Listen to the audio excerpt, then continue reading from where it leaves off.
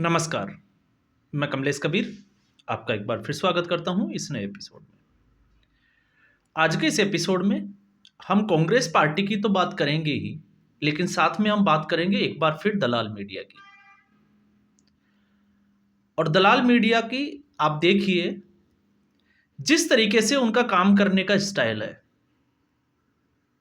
क्योंकि इस वक्त कल शाम तक ये वेट कर रहे थे, क्योंकि हरियाणा में जिस तरीके से ये अपनी सीटों का आकलन दे रहे थे, महाराष्ट्र और झारखंड में इनके जबान से एक बार भी ये नहीं निकला कि कितने सीटें जीतने जा रहे हैं। एग्जिट पोल का इंतजार कर रहे थे, और जैसे ही एग्जिट पोल आया तो उसके बाद में आप इनके चैनल पे जाओगे तो आपको पता चलेगा कि तस्वीर जो है वो कुछ और ही चल रही है। पहले मैं आपको बता दूं मामला क्या है, फिर हम इस खबर का पूरा विश्लेषण करेंगे। मामला यह है कि हरियाणा की कांग्रेस पार्टी की जो इकाई है उसने, खबर ये आ रही है कि हाईकोर्ट का रुख किया है, और उस रुख से पहले कांग्रेस पार्टी के अध्यक्ष उदय भान ने एक प्रेस कॉन्फ्रेंस की, और प्रेस कॉन्फ्रेंस में उन्होंने मुद्दा रखा कि दीपक बाबरिया को 8 अक्टूबर को, जिस दिन चुनाव का परिणाम आने वाला था हरियाणा का, उस दिन सुबह एक मैसेज आया, और उस मैसेज में 14 सीटों के बारे में, जहां पे कांग्रेस पार्टी हारी उसके बारे में लिखा हुआ था, और एग्जैक्ट उतनी ही सीटें लिखी हुई थी जितनी सीटें कांग्रेस पार्टी ने जीती और जितनी हारी। तो मामला जो है वो बड़ा इंटरेस्टिंग हो जाता है इन लोगों को विधवा विलाप करने के लिए। अब जो चाटुकार पत्रकार थे उनको एक मसाला मिल गया। वैसे तो आपको पता है आज उनको एक खबर और मिल गई। तो ये इस वक्त जो है वो आंकलन महाराष्ट्र और झारखंड के चुनाव पे नहीं कर रहे, क्योंकि जिस तरीके से राहुल गांधी की इज्जत इस बार दांव पे लगी हुई है, ठीक इसी तरीके से इन लोगों की भी लगी हुई है। लेकिन अशोक वानखेड़े जैसे पत्रकार ने तो अपने यूट्यूब चैनल के ऊपर शोक सभा भी शुरू कर दी, जिस तरीके से वो ईवीएम का रोना रो रहे हैं। अब इसमें जो है वो खबर ये भी है कि हरियाणा की Congress party Punjab and Haryana high court में एक रिट लगाई है, याचिका भी लगाई है, और याचिका लगाने के बाद में जिस तरीके से प्रेस कॉन्फ्रेंस की है वो बड़ी मजेदार है। उस प्रेस कॉन्फ्रेंस में कांग्रेस पार्टी ने ये नहीं कहा कि ईवीएम में जो है वो हैक हुई थी, इसलिए उन्होंने कहा कि चुनाव में गड़बड़ी को लेकर जो है वो पंजाब एंड हरियाणा हाईकोर्ट गए थे। और एक मजेदार इसमें बात और ये है कि आप सोच के देखिए कि 8 अक्टूबर से 8 नवंबर, मतलब एक महीना ऊपर होके 15 दिन, लगभग 1.5 महीना होने को आ गया। तो क्या कांग्रेस पार्टी के प्रदेश अध्यक्ष हो या दीपक बाबरिया जो है वो हो, क्या उन्होंने वो मैसेज पहले नहीं देखा? और अगर ऐसा था तो इन लोगों से ये पूछे कोई कि फिर अब तक जो है वो कांग्रेस पार्टी फैक्ट फाइंडिंग जो कमेटी थी वो किस लिए बनाई, और फिर हरियाणा में कांग्रेस पार्टी के हार के का क्या कारण ढूंढे?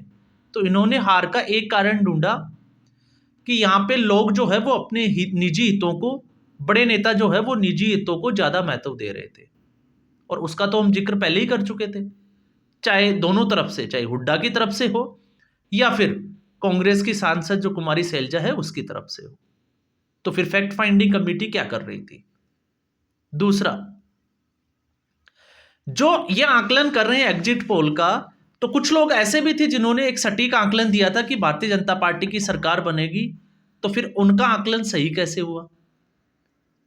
और अगर ऐसा था तो लोकसभा चुनाव में ऐसा क्यों नहीं हुआ? तो सवाल जो है वो चारों तरफ से उठते हैं। लेकिन बड़ा सवाल यह है कि हरियाणा में कांग्रेस पार्टी ने भारतीय जनता पार्टी की सरकार भी बनने दी, शपथ भी होने दी, और उसके बाद में अभी तक कांग्रेस पार्टी का नेता प्रतिपक्ष खुद का तय नहीं हुआ। तो आप अंदाजा लगा सकते हैं कि इस वक्त जो है वो हरियाणा की स्थिति क्या है। अब दूसरा, आखिर इस खबर का महाराष्ट्र के चुनाव और झारखंड के चुनाव परिणाम से क्या लिंक है, हम उसको ढूंढने की कोशिश करते हैं। तो उसमें अगर हम समझे तो सबसे बड़ी बात, क्योंकि ये एग्जिट पोल का ही अब तक इंतजार कर रहे थे, और एग्जिट पोल के आसपास आते आते इनको ये लग गया कि कांग्रेस पार्टी जो है वो इस चुनाव में बुरी तरह हारने वाली है। तो अब ऐसी स्थिति में कांग्रेस पार्टी की मजबूरी यह है कि राहुल गांधी को किस तरीके से बचाए, क्योंकि इस बार जिस तरीके से राहुल गांधी ने उदासीन जो है वो चुनाव प्रचार किया वो आपके सामने और सबके सामने है। और इसमें मैंने तो पहले भी जो है वो आपको एक वीडियो डाला है जिसमें इस बात का जिक्र भी किया है कि झारखंड में सिर्फ 3 रैलियां, और आज की जो प्रेस कॉन्फ्रेंस थी अडानी को लेकर, और अडानी के मुद्दे पे जिस तरीके से राहुल गांधी जो है वो एग्रेसिव होते हुए नजर आए, तो महाराष्ट्र के जब चुनाव थे तो वहां पर इस मुद्दे को जमीनी स्तर पर क्यों नहीं उठाया, अडानी का नाम एक बार भी क्यों नहीं लिया। तो ये जो है वो सवाल उठता भी है, और इस सवाल का जो है वो जवाब ढूंढने की कोशिश भी करनी चाहिए। तो इसका जब जवाब ढूंढते हैं तो फिर मिलता है शरद पवार का कनेक्शन। तो शरद पवार ने ऐसा कोई सगा नहीं जिसको उसने ठगा नहीं, तो राहुल गांधी अडानी के ऊपर कुछ बोलते उससे पहले ही शरद पवार ने उनको चुप करा दिया। तो राहुल ये जो है वो कुछ नहीं बोला। मैंने बात की थी वीर सावरकर पे कि वीर सावरकर के ऊपर भी क्यों नहीं बोला, क्योंकि शरद पवार ने पहले ही समझा दिया था कि महाराष्ट्र में ऐसा कुछ होगा तो फिर लहर जो है वो आपके खिलाफ जा सकती है, पब्लिक आपके खिलाफ जा सकती है। तो स्थितियों का ये सटीक आकलन क्यों नहीं करते, ये बड़ा सवाल होता है, और जनता को बेवकूफ कैसे बनाते हैं। अब 23 तारीख को मान लीजिए, ऐसा संभव नजर नहीं आ रहा है, लेकिन फिर भी हम मान लेते हैं कि अगर 23 तारीख को कांग्रेस पार्टी या महाविकास आघाड़ी जीत जाती है, इसका उलट करके देखते हैं, तो क्या फिर ये ईवीएम को दोष देंगे? या जिस तरीके से कांग्रेस पार्टी ने हरियाणा में 37 सीटें जीती, तो वो 37 सीटें जो जीती वहां क्या ईवीएम ठीक था? और जब इनके, आप एक चीज और देखिए, जब इनको सबूतों की बारी आती है, इलेक्शन कमीशन भी गए थे लेकिन ये सबूत पेश नहीं कर पाए थे, और अब हाईकोर्ट का भी रुख किया है, लेकिन ना ये मोबाइल देंगे ना ये सबूत देंगे। एक प्रिंट आउट दिखाया जा रहा है जिसमें भी मुझे तो लगता है देखने के बाद में भी कि उसमें भी गड़बड़ी नजर आ रही है। तो आखिर सोचना पड़ेगा कि गड़बड़ जो है वो ईवीएम में है, इनकी सोच में है, या फिर कांग्रेस पार्टी की हाईकमान में ही है। बदलने की जरूरत है नेतृत्व को, ना ईवीएम को बदलने की जरूरत है, ना मतदान की जो प्रणाली है उसको बदलने की जरूरत है। यहां पे सिर्फ और सिर्फ कांग्रेस पार्टी को जरूरत है गांधी परिवार से बाहर निकलकर सोचने की, और ये कांग्रेस पार्टी जो है वो कर नहीं सकती। और ये जब कर नहीं सकती तो अब जो है वो पूरा इकोसिस्टम राहुल गांधी को किस तरीके से डिफेंड किया जाए, बस उसमें जो है वो कोशिश में लगा हुआ है, और ये जो है वो साफ तौर से नजर भी आ रहा है। आप देखिए, झारखंड मुक्ति मोर्चा अगर हारेगी झारखंड में, तो आप मान के चलिए उसका भी जो है वो पूरा का पूरा, आप हार का जो है वो क्रेडिट कांग्रेस पार्टी को ही जाएगा, क्योंकि जिस तरीके से कांग्रेस पार्टी झारखंड में भी उदासीन रही, तो कहीं ना कहीं वो ज्यादा सीटों पे चुनाव लड़ रही थी। आप देखिए दोनों जगह पे जो सीटें वो जीत सकती थी उससे भी ज्यादा सीटों पर जो है वो चुनाव लड़ा। 102 सीटों के आसपास जो है वो महाराष्ट्र में, और जिस तरीके से झारखंड में भी। तो उन सीटों का स्ट्राइक रेट आप देखिएगा, स्ट्राइक रेट जब आप निकालोगे तो आपको अंदाजा लग जाएगा कि कांग्रेस पार्टी की इतनी हैसियत नहीं थी जितने पे वो चुनाव लड़ रही है। और यही एक सबसे बड़ी वजह होगी कि गठबंधन जो है वो इसका पीछे चला जाएगा। तो फिर ये लोग किसको कोसेंगे? ना इनका कोई मुद्दा चल रहा है, क्योंकि इस वक्त ये लग रहा है कि कांग्रेस पार्टी, जिस तरीके से हरियाणा की जनता ने कांग्रेस पार्टी को ही एक्सपोज करके रख दिया। और जो आप एक और देखिए मजे की बात, जो अशोक वानखेड़े केसी वेणुगोपाल के ऊपर महिला मित्रों के आरोप लगाता था, उसने अचानक से यू टर्न लिया, और इस बार इस वक्त जो है वो कांग्रेस पार्टी को डिफेंड करता हुआ नजर आ रहा है। तो फिर आप इस दोगलेपन को क्या कहोगे? मतलब दोगलेपन की एक हद होती है, लेकिन फिर भी इनको जो है वो अपने आकाओं को खुश करना है।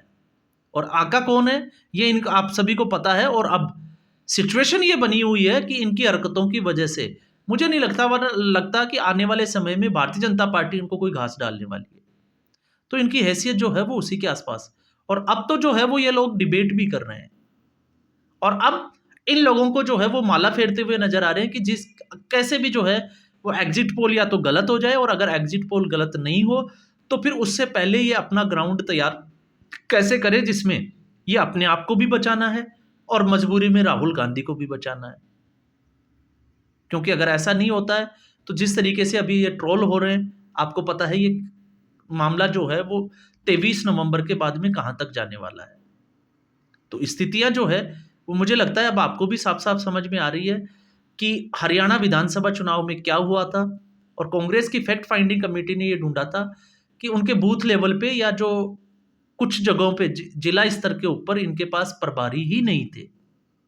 इनका जो है वो जिसको कहें कि कैडर मजबूत ही नहीं था, बूथ लेवल मजबूत ही नहीं था। तो आप चुनाव कैसे जीत सकते हो? दूसरी तरफ आप पलट के देखिए भारतीय जनता पार्टी को, आरएसएस को, तो आपको अंदाजा लगेगा कि उनकी जो है वो बूथ मैनेजमेंट किस तरीके का और कितना स्ट्रांग है। तो आपको उससे लड़ने के लिए आपको उतना एक्टिव होना पड़ेगा, जितनी एक्टिव जो है वो भारतीय जनता पार्टी है। और भारतीय जनता पार्टी ऐसा नहीं है, आपने देखा जिस तरीके से, क्योंकि जब फैक्ट्स की बात आती है तो मुझे लगता है बात फैक्ट से ही करनी चाहिए। जिस वक्त हरियाणा लोकसभा के चुनाव के परिणाम आए थे और महाराष्ट्र में और उत्तर प्रदेश में भारतीय जनता पार्टी को जो डेंट हुआ था, आपने उसके बाद में नोट किया होगा कि उसके बाद में किरण रिजिजू जो कानून मंत्री भी थे, उनके महाराष्ट्र के दौरे उसी वक्त शुरू हो गए थे कि जिस तरीके से संविधान बचाने का एक जो है वो माहौल तैयार किया गया आरक्षण का, उससे किस तरीके से जो है वो महाराष्ट्र के चुनाव में लड़ा जाए। और ये कांग्रेस पार्टी जो है वो समझ ही नहीं पाती कि भारतीय जनता पार्टी चुनाव परिणाम आने से पहले जो है वो दूसरे स्टेट की अपनी तैयारी शुरू कर देती है। और कांग्रेस पार्टी जो है अभी तक हरियाणा के हार के कारण तो बहुत दूर की बात है, प्रतिपक्ष का नेता जो है वो भी अभी तक फाइनल नहीं कर पाई है। और फिर जब ये इस तरह की बातें करते हैं तो फिर मुझे नहीं लगता कि ये जनता के जो है वो दिलों में उतरती होगी। हाँ, जो कांग्रेस पार्टी के कार्यकर्ता है वो अपना मन बहलाने के लिए और राहुल गांधी को खुश करने के लिए भले ही कितना ही मस्का लगाए, लेकिन धरातल की स्थिति जो है वो इनकी आने वाले समय में और खराब होने वाली है अगर ये इस परिवार से बाहर नहीं निकले तो आज के एपिसोड में बस इतना ही। उम्मीद करूंगा ये एपिसोड वीडियो आपको पसंद आया होगा। लाइक करें, शेयर करें, चैनल जरूर सब्सक्राइब करें। धन्यवाद।